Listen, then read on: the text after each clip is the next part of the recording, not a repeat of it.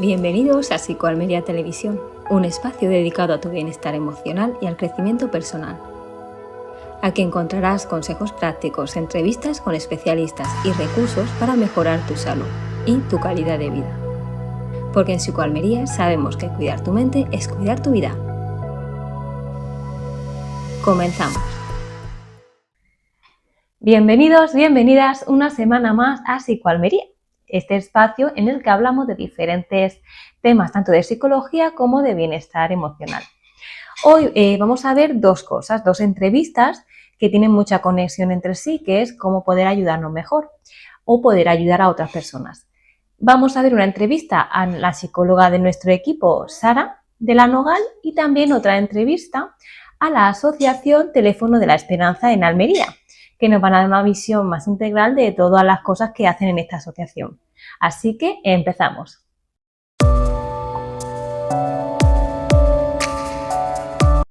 Bueno, pues hoy estamos con Sara, la nueva incorporación a Psicoalmería, y primero pues darle la bienvenida. Muchas gracias. Y bueno, vamos a realizarle una pequeña entrevista para conocerla, para ver en qué está especializada y demás. Y bueno, lo primero que queríamos preguntarte, Sara, es que ¿cuál fue tu motivación o lo que te llevó a interesarte por la psicología?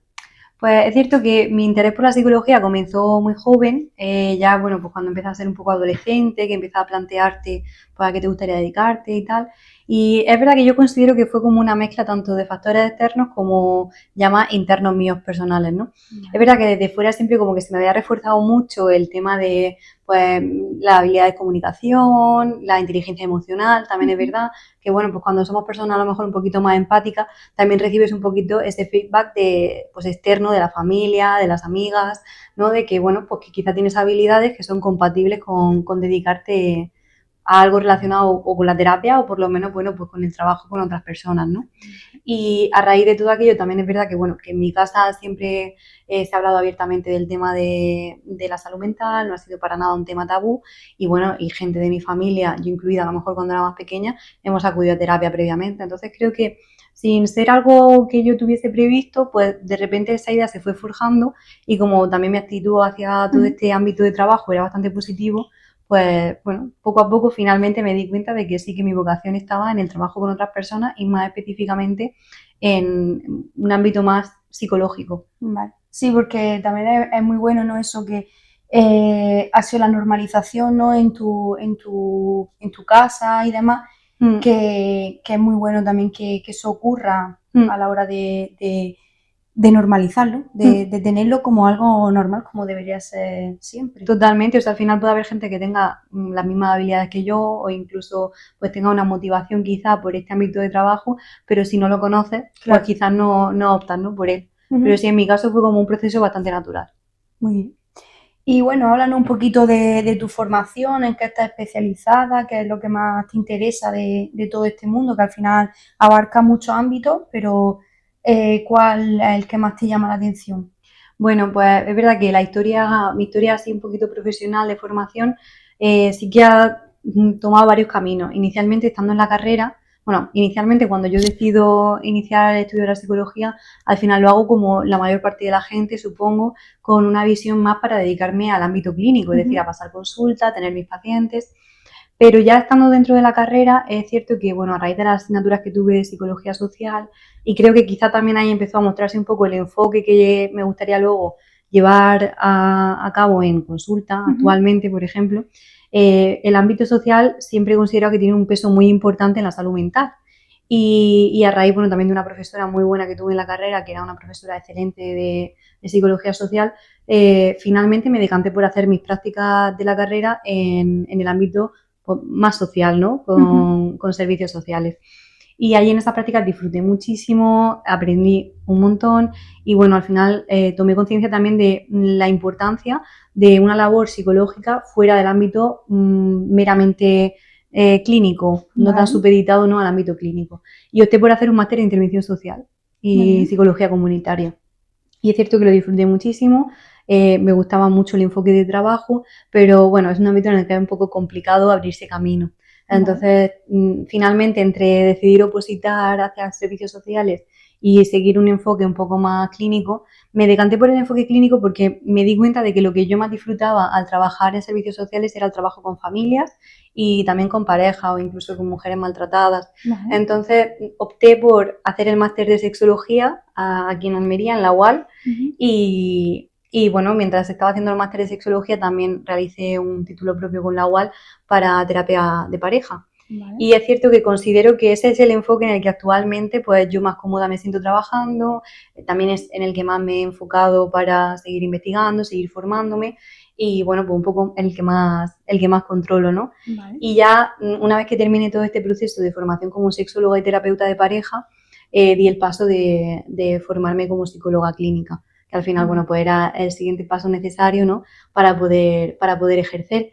Y bueno, ya como clínica, pues es cierto que tocamos un poco de todo, ¿no? También infanto-juvenil, un poquito pues también de trastornos de la conducta alimenticia, la ansiedad y la depresión como los grandes pilares que vemos siempre en consulta y serían un poco la tipología de casos con los que yo me veo más cómoda. Pero es cierto que, bueno, también en mi enfoque está el seguir trabajando con familias, sobre todo también, bueno, recientemente he terminado un curso de psicología perinatal y acompañamiento, bueno, pues también para trabajar el apego con las madres, con los padres, las familias, y me gustaría trabajar un poquito más en esa línea de trabajo con familias y bueno, también, bueno, individualmente la sexualidad de cada persona o en pareja también. Vale, interesante. Vale, otra pregunta que me gustaría hacerte más de cara, pues ya que una vez estés trabajando aquí o si alguien que no esté viendo decide empezar un proceso terapéutico contigo, me gustaría pues preguntarte cómo es tu enfoque respecto al proceso terapéutico de las sesiones y también preguntarte qué esperarían las personas que vengan contigo a consulta, qué esperarían de ese proceso. Bien, pues es verdad que en cuanto a mi enfoque terapéutico, también lo he dejado un poco entrever antes cuando he hablado de mi formación, es cierto que parto de un enfoque bastante sistémico. Esto quiere decir, bueno, para la gente que a lo mejor no conoce tanto de psicología clínica, esto quiere decir que, bueno, que comprendo a la persona dentro de su contexto, dentro de todas las variables sociales, pero bueno, cuando hablamos sociales podemos hablar de variables familiares, de pareja, el contexto laboral en el que se encuentra esa persona. Creo que todos esos factores hay que tenerlos en cuenta y que además pueden suponer herramientas muy valiosas durante el proceso terapéutico, el poder apoyarse, bueno, pues en la amistad, el poder apoyarse en un vínculo de pareja o el poder reforzar algunos de estos ámbitos para también ayudar a mejorar otra sintomatología más propiamente de salud mental de la persona. Esto, bueno, como digo, al final no ha sido tanto que haya sido mi formación de base, la terapia sistémica, como que el proceso de trabajar, bueno, inicialmente con usuarios de servicios sociales y posteriormente formarme como clínica, me ha hecho ver que, bueno, que hay muchas intervenciones clínicas que si nos podemos apoyar y nos podemos valer también de este enfoque sistémico, se benefician enormemente y se refuerzan enormemente. Pero si hablamos así ya de mi enfoque inicial, cuando pues, inicia el estudio de la psicología, la rama un poco más de la que yo parto es más conductual, cognitiva conductual hoy en día, pero es cierto que mi formación de base era más conductual. Esto quiere decir, bueno, que intervenimos más sobre conductas específicas, no me baso tanto en una etiqueta diagnóstica o quizá en el resultado de un test para intervenir.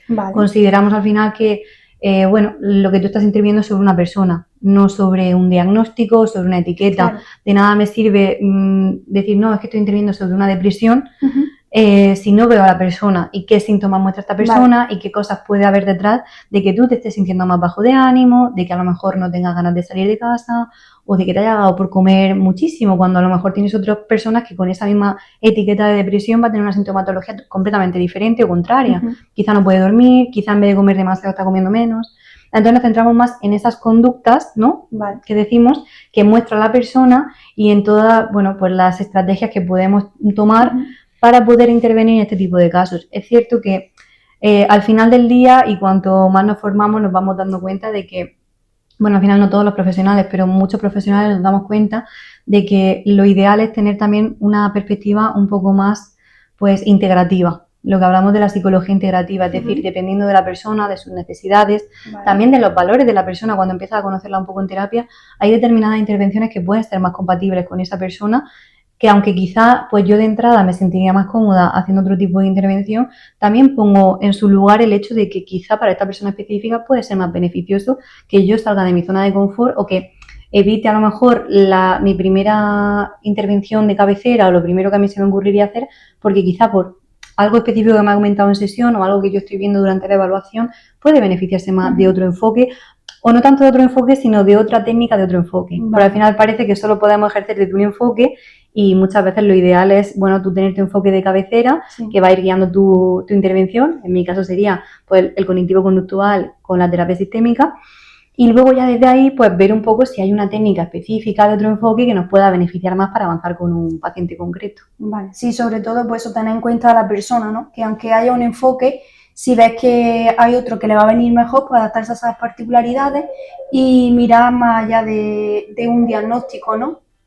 Bueno, ahora que estás aquí trabajando en Psicoalmería, me gustaría preguntarte un poco qué te gustaría aportar a las personas que acudan aquí y un poquito, cuéntame eso. Bueno, pues es cierto que al final hay muchos distintos tipos de perfiles de personas que pueden acudir a sesión. Yo es cierto que mis consultantes, pues en general considero que la terapia o mi intervención con ellos tiene que ser algo puntual en sus vidas que les ayude un poco a retomar la normalidad, a retomar la sensación de bienestar. No me gusta tampoco pensar en el proceso terapéutico como algo que haya de mantenerse en el tiempo o algo que haya de verse como una enfermedad crónica, ¿no? Que a veces la gente lo hace parecer un poco de esta manera. O sea, considero que, bueno, que lo ideal es que al principio siempre, sobre todo cuando la persona viene con mucho malestar, el principal objetivo es estar ahí, acompañar, ayudar también a manejar ese malestar inicial, pero poco a poco ir trabajando de forma que la persona también se vea capacitada para hacer frente a esas dificultades, a esos momentos que esté encontrando de forma individual. Entonces, para mí, lo que yo aporto a mis consultantes son herramientas para que vuelvan a sentirse capaces y vuelvan a poder individualmente alcanzar su propio bienestar. Incluso en algunas ocasiones, bueno, pues tenemos la enorme suerte de que a través de la terapia el bienestar que alcanzan una vez que termina el proceso terapéutico es aún mayor que el que experimentaban anteriormente. Cuando también digo que, bueno, que no tiene por qué ser un proceso, o que no debería ser, mejor dicho, un proceso ya crónico, no quiere decir que luego posteriormente esa persona no pueda volver a buscar ayuda terapéutica por el mismo motivo o incluso por un motivo diferente y abrir un nuevo proceso terapéutico. Obviamente eso ya depende de las circunstancias, depende de lo que inicialmente le traje a esa sesión y depende de un montón de otras variables. Pero sí es cierto que al final el objetivo, independientemente de lo que tardemos, ¿no?, conjuntamente ese consultante o esa consultante y yo en lograr ese objetivo específico, que sí que se estipulará en la primera o las primeras sesiones mediante, bueno, una evaluación inicial, lograremos ver un poco cuál es el objetivo, el enfoque de esa terapia y cómo lo vamos a trabajar. Que quizá, pues eso, en algunos casos tardemos más tiempo, depende la duración ya un poco de pues si ese objetivo a lo mejor lo conseguimos con las primeras técnicas que llevamos a cabo en una intervención inicial, o si requerimos de, bueno, pues vale, esta inicial no nos ha funcionado tanto, quizá porque a lo mejor yo no he estado acertada en lo que hablábamos antes, en poner primero a lo mejor o tener en cuenta alguna característica de esta persona y optar por otra intervención, o porque simplemente, bueno, hay veces que ponemos en práctica algo y nos damos cuenta de que hay que añadir, hay que quitar, hay que reevaluar. O sea, al final en terapia estamos constantemente reevaluando un poquito la situación. Entonces, bueno, dependiendo de estos factores, el proceso puede ser un poquito más largo, un poquito más corto, pero el objetivo final siempre es que la persona se sienta capaz y se sienta segura en sí misma para tener las herramientas para hacer frente a su vida. Vale. Entonces, para ti lo importante sería aportar herramientas, ¿no?, a esos pacientes que vengan contigo, ayudarles en ese proceso terapéutico para que puedan aplicar esa herramienta, y una vez que tú veas que son capaces de aplicarla solos, pues también darle esa libertad, ¿no?, y decir, creo que ya te sientes capaz como para aplicar todo lo que hemos visto aquí. Y tampoco hacer dependiente a la persona, ¿no?, de ese proceso terapéutico. Claro, lo que tú comentas es un tema muy importante que al final muchas veces durante nuestra formación nos lo cuentan muchos profesionales y tal, pero es cierto que no siempre, o sea, como profesionales también tenemos mucha responsabilidad porque no siempre es fácil lograr que esa persona tome conciencia, porque muchas veces no es hacerle capaz, es simplemente que tome conciencia de todos los avances que ha realizado durante el proceso terapéutico y se dé cuenta de que, oye, que ya es capaz, que con este proceso, después de haber pasado por el malestar que haya sufrido, haber pedido ayuda y posteriormente haber logrado cambiar ciertas dinámicas de su vida, ciertas conductas que ya no le eran funcionales, o haber tomado acción en cambiar también un poquito su contexto cuando eso es posible. Sí. Cuando esto ocurre, esa persona que se dé el crédito que tiene, ¿no?, por haber logrado avanzar todo ello y que sea consciente de las herramientas que ahora tiene para poder afrontar los mismos problemas de antes o los nuevos que le vengan, Claro. ¿no? Y también lo que has comentado muy importante, el hecho de normalizar que si has terminado un proceso terapéutico y te vienen los mismos problemas, ya sea por el mismo motivo de consulta o otro diferente, que sepan también que ahí están, ¿no?, para volver a retomarlo en cualquier momento, que no es porque lo hayamos terminado ya se acaba, no, Claro. podemos volver en cualquier momento y esto es importante también que... A ver, al final el acompañamiento es esencial. Entonces, Sí. claro, muchas veces nosotros preparamos, yo hay veces que también lo hablo con los pacientes, digo, hay que prepararnos para las recaídas, no porque vayan a ocurrir, hay muchas situaciones, muchas personas que tienen la enorme suerte de poder terminar un proceso terapéutico y no requerir de volver a terapia, pero también hay personas que ese mismo proceso terapéutico, pues debido a un cambio en su vida o debido a un empeoramiento de la situación ajena a esa persona que no depende de su proceso personal, pues también se puede ver afectado o alargar ese proceso terapéutico inicial, o como tú comentas, decir, bueno, había avanzado un montón, creía que tenía todas las herramientas, pero ahora la situación ha cambiado, ya no tengo las herramientas para hacer frente a esto concreto que me está pasando ahora. Claro. Pues también ser muy consciente de que obviamente vamos a estar ahí para acompañar, mi trabajo es acompañar, volver a intervenir y volver a dar técnicas y poder ayudar a que vuelvas a tener posibilidad de experimentar ese bienestar, pero que también es muy importante que la persona también tome conciencia de que no es retroceder, de que una recaída no es un retroceso, una recaída es reconstruir desde una base que ya estaba, si hemos hecho bien nuestro trabajo, ya estaba muy, muy bien estructurada y desde la que puede empezar a avanzar y en la que puede empezar a de alguna manera acercarse un poquito más a ese bienestar que de alguna manera se había visto separado de él, pues por lo que estamos hablando, por una circunstancia que empeora, por algo ajeno a él, pero que en ningún momento es señal de que no haya hecho bien un proceso terapéutico. Y normalizar eso, ¿no? También que hay recaída y que no pasa nada por ello, ni se retrocede, al revés. Que por desgracia la vida pues es constantemente cambio. Exacto. Bueno, Sara, también centrándonos un poco en la sexología, que has comentado antes que tu formación está especializada en ello, queremos ahondar un poquito más en eso, que al final las personas a veces lo tenemos como un tabú y demás. Y me gustaría también preguntarte algunos mitos que hayas escuchado a lo largo, pues, de tu especialización o a lo largo de tu vida, algunos mitos del sexo o de algo relacionado. Me gustaría que ahondara en eso un poquito. Vale, pues es cierto que así ahora mismo de cabeza, claro, me viene por ejemplo el tema de los orgasmos. Es cierto que tanto en terapia de pareja como también a veces en terapia individual, bueno, a veces no, bastante a menudo en terapia individual, la gente viene con preocupación acerca de conseguir, voy a hablar entre comillas, conseguir un orgasmo. Porque parece como que, bueno, hay un mito, ¿no?, en esta sociedad, que el único objetivo que hay de mantener una relación sexual es conseguir un orgasmo. O sea, toda relación sexual tiene como objetivo llegar a un orgasmo, ¿no? Entonces esto nos trae a muchas personas con malestar, un poco ansiosas, porque sienten un poco de ansiedad de rendimiento, presión de conseguir darle a la otra persona un orgasmo. Y bueno, esta forma de hablar, estos mitos, estas ideas que tenemos tan arraigadas, realmente lo único que nos hacen es generar unas expectativas erróneas sobre lo que debería ser una relación sexual y quitar el foco del disfrute, que al final es lo que nuestra intervención trata de hacer, de volver a la sexualidad, pues la conexión con el propio cuerpo, con el disfrute, con esas sensaciones que estamos experimentando. Entonces, bueno, pues ese es el primer mito que me viene. Es decir, que el objetivo de una relación sexual no es únicamente el conseguir un orgasmo. El orgasmo si viene bien, si no, pues también, y que también las personas sean conscientes de que en una relación sexual no tienes una obligación de rendir para otra persona. Una relación sexual idealmente tiene que ser un contexto en el que haya comunicación, en el que la otra persona te pueda explicar un poco qué es lo que desea, qué es lo que le gusta, cómo puede sentir placer, y si ese placer llega a experimentar un orgasmo, pues estupendo, pero que no debemos de ubicar todo el enfoque de la relación en técnicas específicas, cosas que realizar, cómo pensar en lo que estoy haciendo, lo que puede estar haciendo la otra persona, tal, porque al final lo que hacemos con todo esto es retirarnos del cuerpo, retirarnos de lo que estamos sintiendo y también de alguna manera impedimos que la otra persona pueda conectar consigo misma, con su cuerpo y con su disfrute. Entonces, bueno, este es uno de los mitos que yo creo que más daño hace y que más gente nos trae finalmente a terapia, directa o indirectamente. Vale, Sara, también se me viene a la cabeza otro, que es que si el sexo va mal, la pareja va mal. ¿Qué opinas respecto a este mito? ¿Crees que es un mito, es una realidad? Bueno, a ver, o sea, aquí claro, ya no es tan fácil como decir blanco o negro.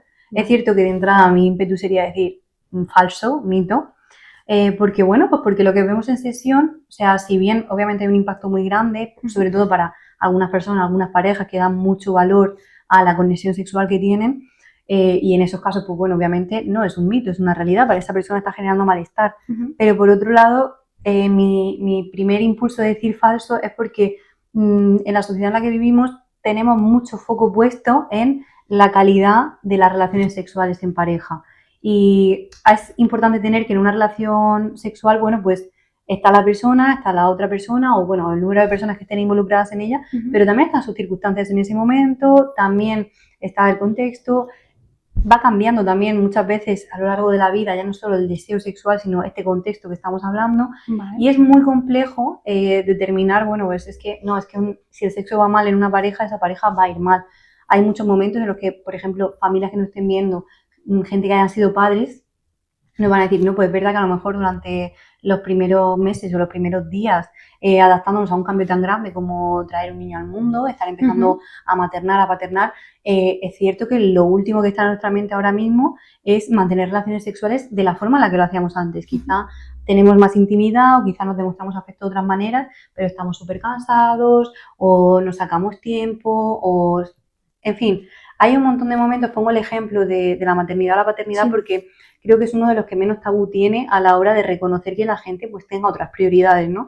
Pero también puede ocurrir en otros momentos vitales y no que las relaciones sexuales en la pareja no estén pasando por su mejor momento o no sean tan intensas o tan frecuentes, no es necesariamente un indicativo de que esa relación esté mal. Vale. Si efectivamente la falta de frecuencia, la falta de disfrute, de intensidad, en fin, cada persona lo expresa de una manera. Dentro de las relaciones de una pareja está causando que se afecten pues, la comunicación, el compromiso, otra serie de pilares que formen esta pareja.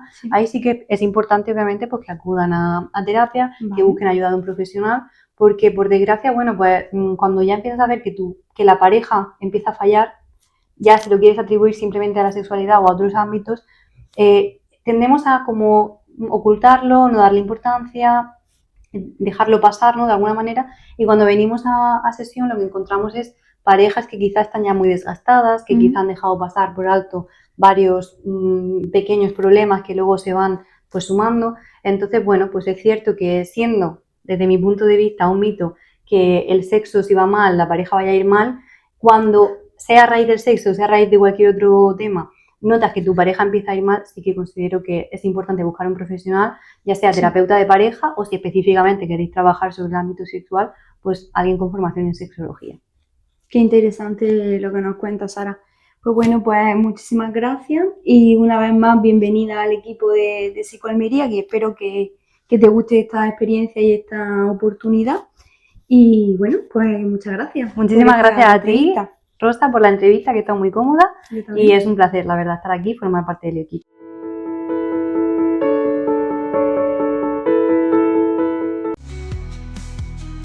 Hey, hola Pablo. Alberto, ¿qué tal? ¿Qué tal? Me alegro de verte. Qué bien te veo. Gracias, la verdad. Desde que vengo a Psicoalmería estoy mucho mejor. Venga, nos vemos, Alberto. Venga. Hasta luego. Psicoalmería es tu mejor compañía. ¿Sientes que ha llegado el momento de parar, mirar hacia adentro y empezar a cuidarte? En Psicoalmería te acompañamos a crecer y avanzar. Somos tu centro de psicología clínica en Almería, especializado en el bienestar emocional de adultos mayores, adolescentes, niños y familias. Realizamos terapia individual, de pareja, sexología, terapia infanto-juvenil, familiar o grupal. Tu proceso es único y aquí lo tratamos como tal. Porque pedir ayuda también es un acto de valentía. Psicoalmería es tu centro de psicología. Psicoalmería es tu mejor compañía. Cuando quieres empezar.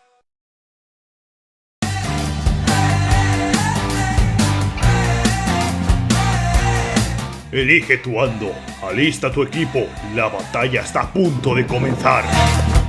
Un entorno realista, misiones desafiantes. ¿Tienes lo que se necesita para sobrevivir? Para niños, adultos, amigos y familias, sin distracciones. Solo tú, tu equipo y la adrenalina. Paintball Supervivientes en Hergal, a solo 20 minutos de Almería. Vive la experiencia y demuestra que eres el mejor.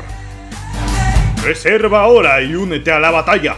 Visítanos en www.paintballsupervivientes.es o para reservar tu día Paintball llámanos al 615-188-550.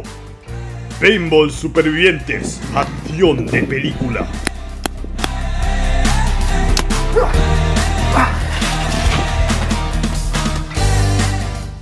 La casita jergaleña, un lugar con encanto, comodidad, confort, para 8 personas y para disfrutar de la naturaleza que ofrece nuestro pueblo Hergal en Almería.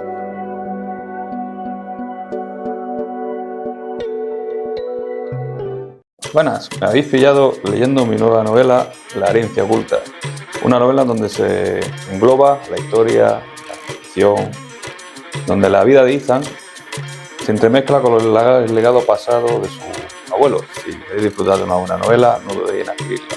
Podéis comprarla en el comercio, en el oráculo de Enro, situado en carretera Ronda 202 o en nuestra página web laherenciaoculta.com.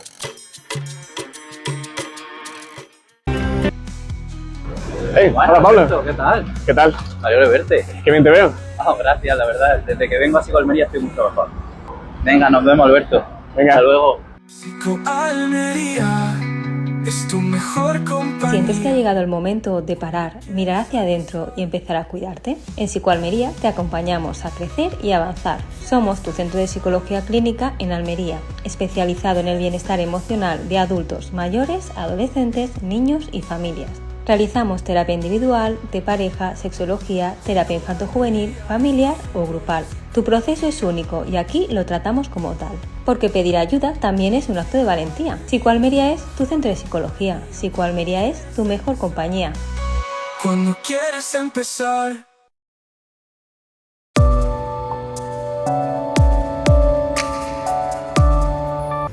Nos encontramos en el teléfono de la Esperanza, en Almería, con Eva. Muchísimas gracias por dejarnos este espacio hoy para esta entrevista, Eva. A vosotros por esta oportunidad. Vamos a conocer un poquito más en qué consiste esta asociación, toda la labor que hace y a lo mejor nos sorprendemos con algunas cosillas más que no conocemos para poder también ayudar siempre, ¿no? Eva, cuéntanos un poquito qué es el teléfono de la Esperanza. Pues una ONG, ¿no? una organización no gubernamental, sin ánimo de lucro. Llevamos en España desde el año 71, en Almería desde el año 2000, ya 26 años, y lo que es un servicio de intervención en crisis, ¿no? Entonces, nuestra misión es la intervención en crisis en aquellas situaciones de emergencia donde una persona en un momento determinado pues, no encuentra esa herramienta, esos mecanismos pues, para poder afrontar situaciones que en un momento pues, sí las tenía. Funcionamos las 24 horas, los 365 días del año a través de lo que es la línea telefónica. Luego se dan entrevistas con los profesionales de forma presencial y cursos y talleres para la promoción de la salud emocional. Muy bien. Próximamente tenemos también el 10 de septiembre, el Día de la Prevención del Suicidio, que se va a realizar, Eva, ese día. Pues ese día, y gracias a vuestra colaboración, vamos a llevar a cabo en el Espacio Alma el día 10 de septiembre a las 6 de la tarde. Empezará a las 5, de 5 a 8, con unos talleres primero y luego una charla sobre lo que es la concienciación tan importante de la prevención del suicidio, ¿no?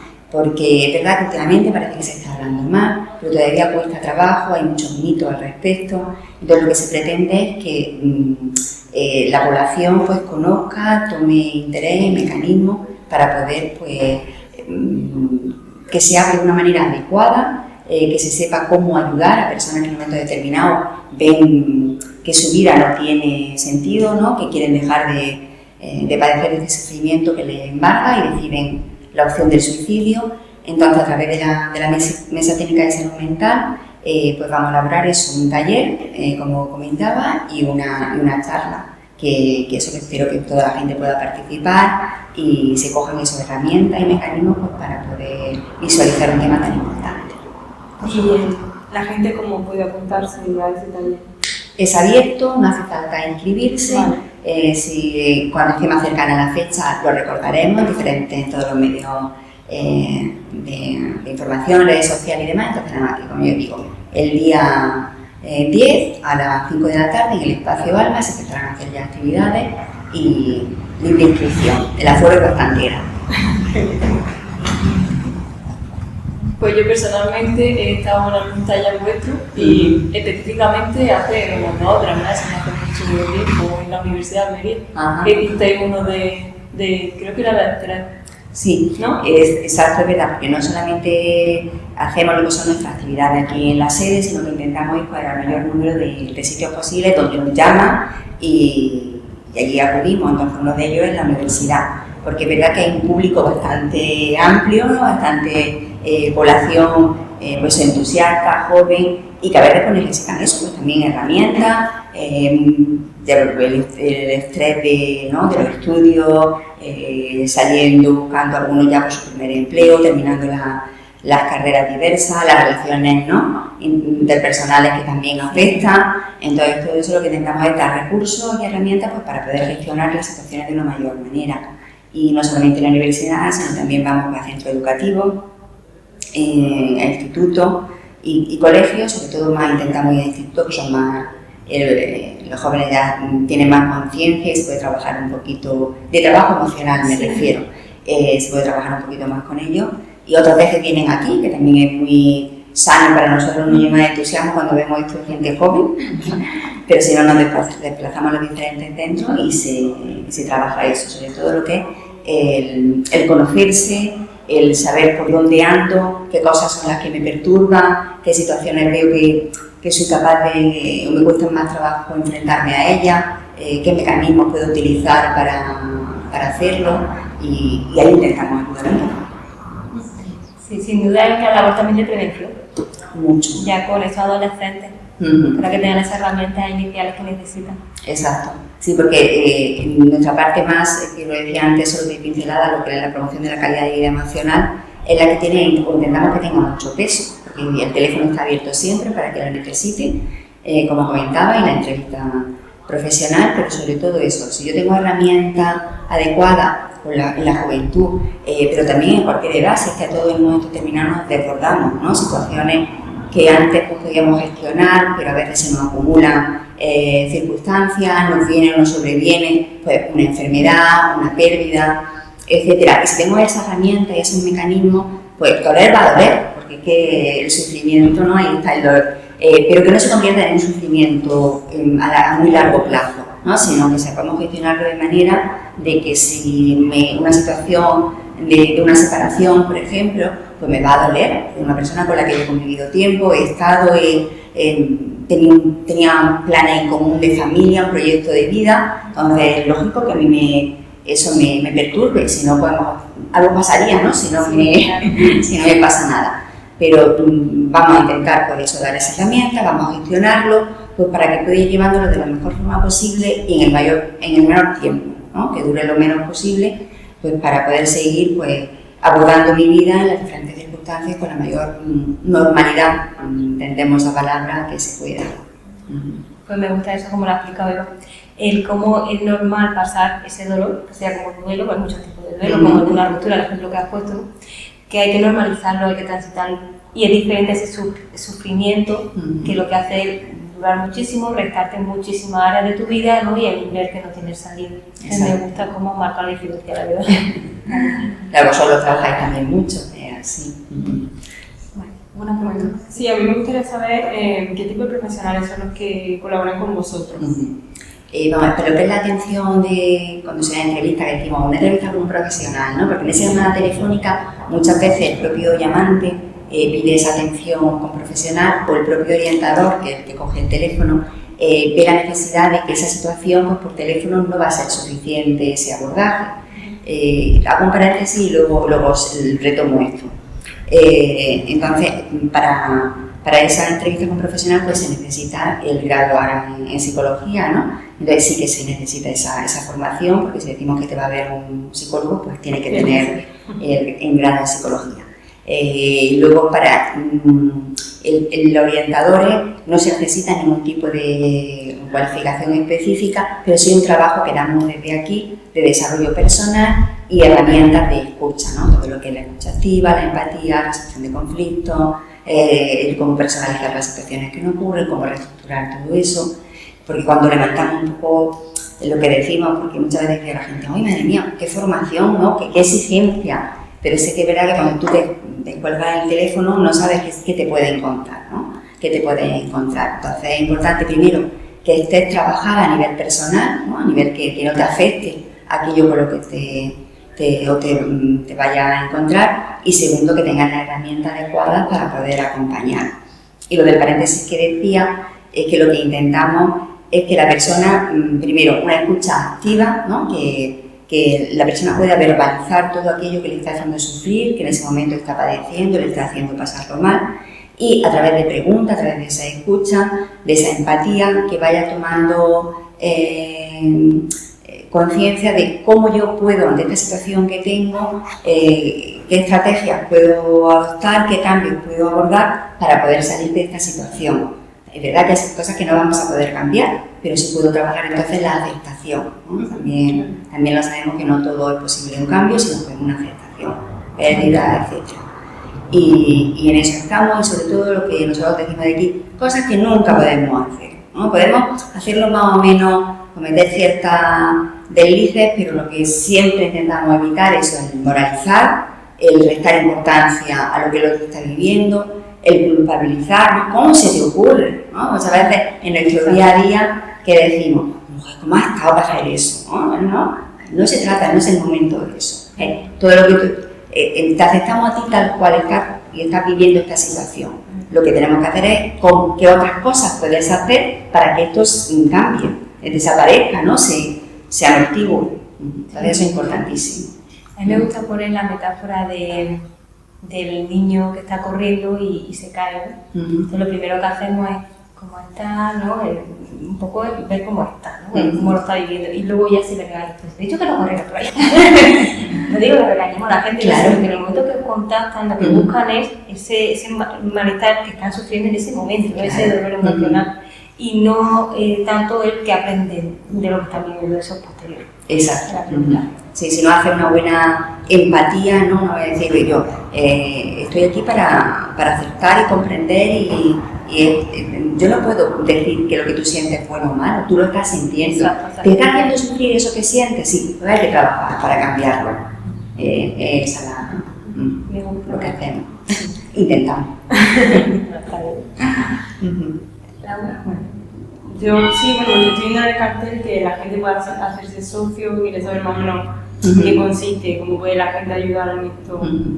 Al ser ONG, eso, pues nos mantenemos pues, gracias a ayuda de socios que apoyan la labor que estamos haciendo, entonces pues, una contribución de lo que cada uno estime necesaria, mensual o trimestral o semestral, pues es una aportación que nos ayuda. También es cierto que subvenciones que la administración saca y programas que nosotros nos tenemos y podemos contribuir a ellos, pues ahí están y son muy importantes.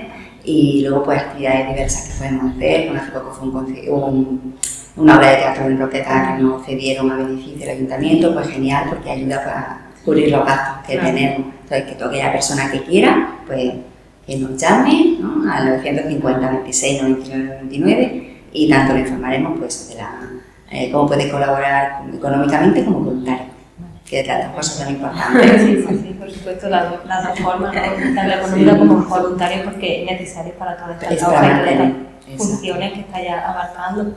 Que recordamos, no es solo esa función de intervención en crisis, también están habiendo charlas, educando, previniendo a adolescentes, que hay muchísimo trabajo detrás. Sí, es cierto, parece que no, pero el año pasado, si no me equivoco, fueron más de 1.300 jóvenes los que acudieron a diferentes de los talleres, charlas que se realizan, solo en el adolescente, no doy otros datos. Entonces, pues, momentos que han estado trabajándose, escuchando, a lo mejor a alguno se le olvida el 50%, al otro el 90%, pero algo queda, ¿no? El momento de decir, oye, pues mira, lo que me dijeron en esta situación, pues me ha venido bien, ahora lo puedo aplicar. O incluso también se dan talleres de los compañeros que se dedican a ello, de prevención del suicidio, importante, y Lola, famosa Lola, que va a diferentes talleres como institutos con talleres de cuídate y quiérete, sobre todo el conocimiento personal, y ¿no? De mediadores en los centros, pues también se dan talleres sobre eso, ¿no? Como saber ser un buen mediador, porque ya sabemos que los jóvenes con jóvenes mejor se sienten. Sí, con ser igual. Exacto. Me ha sorprendido, de los años 70-71, la asociación original. Sí. Increíble. Sí, fue en Sevilla, el primer centro, y desde entonces pues ya hay 29 sedes en toda España, y nosotros pues ya desde el 2000 también 26 años, que parece que no. Sí, son Y ahí estamos, pues creemos que eso, pues, apoyando pues, a lo que necesiten. También vamos a diferentes asociaciones de vecinos, de mayores, que se me olvida esa parte también es muy importante. Y la atención a personas mayores en soledad, donde el único momento donde el teléfono se llama a alguien, ¿no? Se llama a los mayores. Entonces ahí a través de Diputación nos dan el consentimiento de aquellos mayores, sobre todo de la provincia, de menos de 20.000 habitantes, que están en los pueblos que hay mucho menos contacto, ¿no? Y se encuentran más solillos. Entonces ahí se les llama una vez a la semana a las personas que quieren participar en el programa, con los compañeros voluntarios orientadores, se les sigue, se les da también pues, instrumentos y herramientas para que puedan ir abordando esa situación. También se va a esos mismos pueblos a dar talleres y charlas para los mayores, y luego lo que es en Almería Hospital a través del ayuntamiento, pues las diferentes asociaciones de vecinos y de mayores y centros de la mujer, pues gestión del estrés, autoestima, resolución de conflictos, soledad, un montón. Me ha sorprendido el tema de llamar a personas que están solas. Sí. Muy increíble. Cierto. Pues sí. ¿Qué es lo más satisfactorio de tu trabajo en esta asociación? Sobre todo a mí lo que me sigue alegrando, y sobre todo lo que más hace es que van entrando uno, siempre ocurre, ¿no? Los voluntarios van y vienen, ¿no? Hay verdad que es un grupo que es muy fiel, hay todavía voluntarios que empezamos juntos en este camino hace más de 26 años y ahí siguen, ¿no? Pero sobre todo eso, la capacidad de darse que tiene el ser humano, ¿no? Entonces aquí se demuestra día a día que hay un turno sin cubrir y te dan a ese venga, pues otro compañero yo lo hago, que este pueblo, que me viene mal, venga, no se van a quedar sin ser atendidos, y ahí se prestan. Entonces eso, ver que gracias a los voluntarios se saca este trabajo de ayuda a los demás, a mí me gratifica. Entonces siempre darle las gracias a ellos. Pues sí, tienes razón. Y luego cuando también se va viendo, pues eso, en una llamada telefónica no se puede saber tanto, ¿no? Pero en cambio cuando se hacen los talleres de promoción de la salud, cuando suelen ser de unas 8 semanas, como vienen al principio y cuando al final van siendo cómo va evolucionando, cómo va cambiando, cómo va mejorando su situación personal, pues también ayuda diciendo, bueno, mira, mi piedrecita, nuestra piedrecita es del teléfono que hemos puesto. Qué bonito ver el proceso. Sí, Pues, muy bueno. Yo tengo curiosidad por saber cuántos talleres hacéis más o menos al año. Depende, el año pasado es verdad que fue con nuestro 25 aniversario, entonces hicimos ahí un gran esfuerzo y se llevaron a cabo más de, yo creo recordar, si la memoria no me falla, más de 100 talleres.